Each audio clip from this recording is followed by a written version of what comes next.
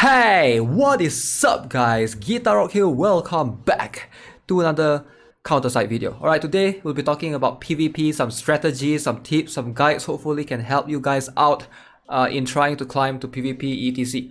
Alright, a lot of you guys have been asking me to make a couple of PvP like guides. It's quite hard to make PvP guides because it's going to depend on what units you have, right? And this week I'm struggling as well in PvP because if you guys are not familiar, like if you look at this, right, you can see we have 3 characters that were banned. Alright, Kyle, Young Harim, and Xiaolin. Now in terms of ban, it's not that you can't use them at all. You can still use them, but at a higher energy cost. So all 3 of them requires 5 deployment costs to be able to deploy, right? And there's also this ban ship called the Gauntlet, which will have your attack and HP decreased by 20%. Now depending on how you look at it, 20% might be a lot or might be little depending, but in my opinion this can be a significant difference if you are fighting someone else who has a better ship than you, that has full attack, full HP, is going to determine that. And of course there's also buffed units, which is Constantine this week, and Han Sorim and Eddie Fisher. Now Eddie Fisher is going to be really good this week, and I'm not surprised if he's being used a lot in the higher ups of the rankings because he's only having 1 deployment cost. Now here's the thing, right? So in terms of the PvP, all of these things will only apply if you are silver and above. Now I know some of you guys might be wondering, how come I can still use my Carl Wong or I can still use my Young Harim? If you head over right here, it's mentioned, alright, the week's bans. I know most of you guys don't read this, but hey, that's why you watch my videos, right? I'm reading this for you. Bans are not applied when you are matched to bronze.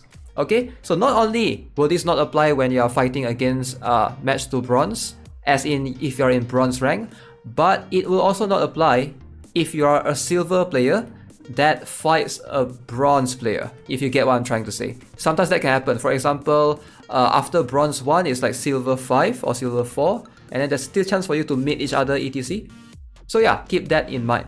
And leader bonus is disabled as well, which is crazy for the ban units. You can't decrease their cost from 5 to 4 etc. Alright, so keep that in mind. Therefore, it's quite hard to come up with a strategy. It really depends on who you have, which is why Esterosa is really strong this week. You might be able to see some Titan comps, very annoying to fight against.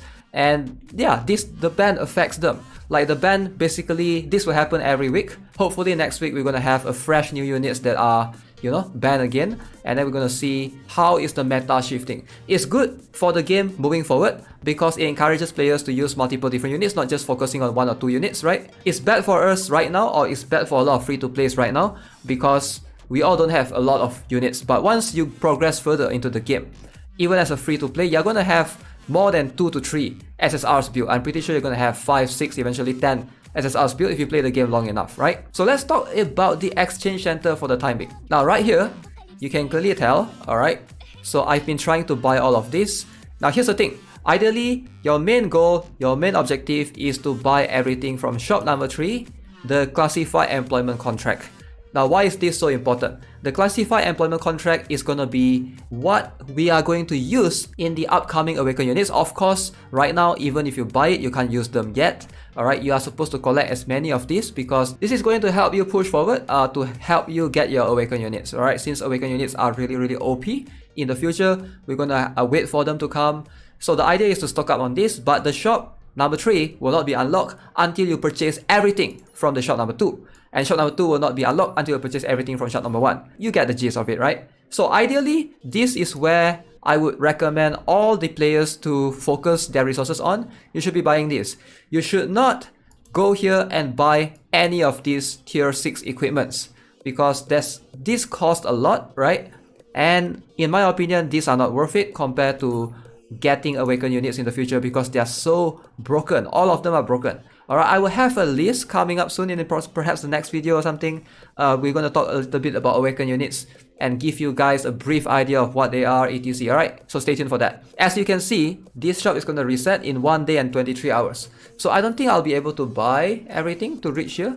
So I'm just going to save all of my, whatever these things are called, the badges, Gauntlet points, and reserve for whatever I have in the next season. So hopefully next time I'll be able to buy the tickets instead. So the idea here, even if you are someone who don't enjoy PvP as much, like trust me, like if you guys watch my live streams, I've been losing a lot. I think I lose like 200 battles just to get to silver, from bronze to silver, right? Silver 4 right now. It's just a learning experience. It helps you understand what's the meta and how to deploy units better, etc. It's just something that you have to learn eventually. It's hard to like put like a guide because it really depends on the units, right? Like I mentioned. But if you're someone that do not enjoy playing PvP, you are here for the PvE, the art, whatever, right? So make sure you guys still do PvP. Even if you lose, you're gonna get this thing. Make sure this doesn't go up to 600 out of 600 every single day. Alright, you want to waste as much as you can right here. You want to go to strategy battle. Attack as much as you can because you get 5 attacks every single day right here. With that being said, I'm gonna show you guys my PvP strat, alright? And hopefully give you guys an idea. I know this week is gonna end soon, but if you guys watched my stream earlier, you will roughly have an idea. I am using all of these units right now because my Kyle Wong and Young Harim, they are fully built, fully decked out, but I'm not able to use them unfortunately because of the high energy cost. Now some of you might be wondering, why am I using Xiaolin? Alright, she is also having this 5 energy cost. Because Xiaolin's default energy cost, or I keep saying energy cost, but deployment cost is actually 4. Right? So increasing it by 1 is not really that huge of a deal comparing to something like Kyle Wong and Young Harim, where their original deployment cost was 3 and they were increased to 5. Alright, so that's where I made my judgment based on, and also Xiaolin is just very good in dealing with Asterosas in general. Alright, so with that being said, I'm gonna show you guys a bunch of PvP footages, some that I won, some that I lost. Enjoy!